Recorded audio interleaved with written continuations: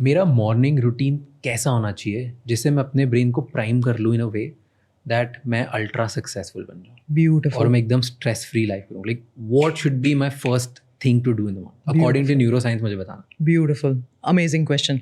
सो पहले हम ये ब्रेन के हिसाब से फंडामेंटल से समझते हैं. ब्रेन के 4 वेव्स होते हैं, alpha, beta, theta, gamma and delta. Delta जो होता है वो जब हम सो जाते हैं तब होता है. जब मैं बात कर रही हूँ, आप बात कर रहे हैं, तो फास्ट वेव बीटा आता है. So you know my mind is engage, your mind is engage, question, problem, तो उसको बीटा, फास्ट रिदम बोलते हैं. When I close my eyes, एक स्लो रिदम आता है जो है अल्फा. जब हम सो जाते हैं तो डेल्टा हो गया, लेकिन सोने से पहले जो आता है वो है थीटा. अब हम जब सो गए तो डेल्टा हो गया. अब सुबह जब उठने वाले हैं तो एकदम से लोग बीटा में उठते हैं. अलार्म लगा लिया, एकदम से भाग गए, चौंक गए. So you are on a बिल्कुल जीरो की आप न्यूट्रल गियर में थे, वहाँ से आपने सीधा 5th गियर में गाड़ी को भगा दिया. तो क्या होगा गाड़ी का? Obviously it will crank, it won't function properly.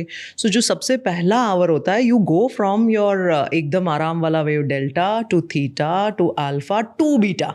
सो ये जो बीच का पावरफुल फेज होता है ना, थीटा और अल्फा वाला, अगर वो आपने हैक कर लिया तो वो बहुत काम का है. तो सबसे पहला क्या करना चाहिए?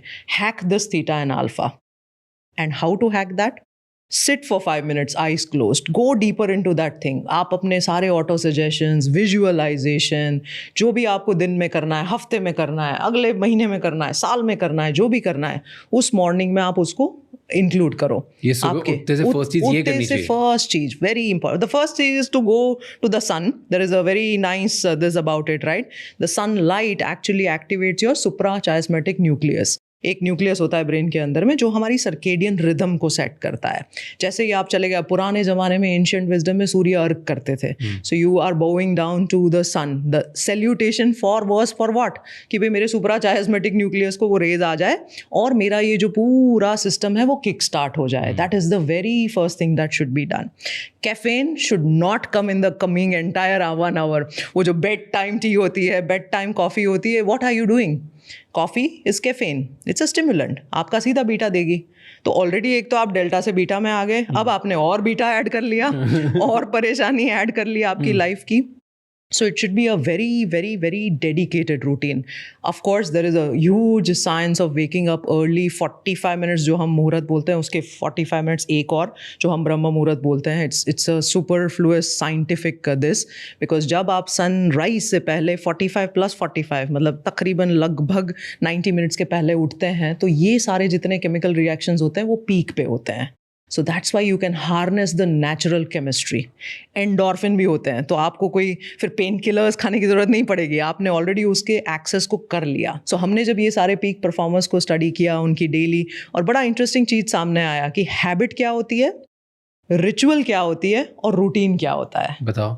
सो ritual is die hard, I will do this as a ritual, है ना. हैबिट क्या होती है? ऑटो पायलट हो जाती है. अब ब्रश करने को हम रिचुअल नहीं बोलेंगे, क्योंकि जाते ही उठते ही ब्रश हाथ में आ गया, अपने आप ब्रेन को सोचना नहीं पड़ रहा है.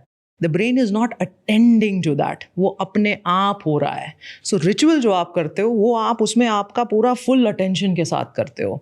सो इनकी सबकी जो रिचुअल्स थी ना, बड़ी पावरफुल थी. और सबका जो पहला आवर का ये जितनी भी मैं चीज़ें बोल रही हूँ ना, तो उन्होंने सब कुछ ये इंटीग्रेट किया हुआ था. तो हमने कहा भाई इन सारी चीज़ों को अगर हम सिंपल वे में प्रेजेंट करें कि मॉर्निंग कैसा होना चाहिए, तो हमारी टेक्निक आ गई movers. MOVE R and S. M for meditation, O for oxygenation, breath work, V for visualization, E for exercise, R for reading something positive or affirmative, क्योंकि subconscious खुला है दरवाज़ा, so put it in, and S for scribing, writing out what is not serving you. So catharsis बोलते हैं हम psychologically कि छोड़ दो जो आपको नहीं, रिलीज इट. सो ये आ गया मूवर्स. तो ये पहले घंटे में इतना सारा करना साउंड्स कॉम्प्लिकेटेड. नहीं, 5-5 मिनट भी बहुत हो गया. It's that's it, you know, 5 minutes each. To go out in sun won't take less than 5 minutes. उठो, सन में जाओ, सन में जाके 5 मिनट ब्रेथ वर्क करो, वापस आ जाओ. Yeah, बिल्कुल, absolutely. Close your eyes, then visualize. Visualization is super powerful. There was a study which was done. There were piano players. एक physical group piano play कर रहा था और एक mentally उसको rehearse कर रहा था. 3 महीने बाद दोनों के ब्रेन्स को स्टडी किया गया. The people who were playing physically and the people who were imagining playing the keys, उन दोनों का ब्रेन एक जैसा मिला. The growth of the brain cells was almost equal. सोचो विजुअलाइजेशन का कितना रोल है. There was again another study and I think if I am not mistaken ये हार्वर्ड का स्टडी था लिटिल फिंगर के पावर को बढ़ाने के लिए. So there was one group which only imagine कि मेरा लिटिल फिंगर पावरफुल हो रहा है. The other actually did some exercises. Again, 3 months of a follow-up and the little finger's power was almost comparable. I agree with the part of visualization. मैं बहुत believer हूँ visualization का, insane believer. Right? Wow. And I do this a lot. Every time मेरा कोई high stake meeting होता है या high stake speech होता है या high stake podcast होता है, whatever, I sit down with myself or I just walk on my treadmill and while walking I'm just thinking about कि okay, ये होने वाला है, ऐसा होगा, ये होगा, ये होगा, this what I am doing, this what not, like everything मेरे लिए पिक्चर परफेक्ट है. इनफैक्ट अगर मैं स्पीच देने जा रहा हूँ तो मुझे ये पता है कि मैं स्टेज पे पहला स्टेप कहाँ रख रहा हूँ और वहाँ से एग्जिट कहाँ कर रहा हूँ. Beautiful. I just visualize every little thing. Beautiful.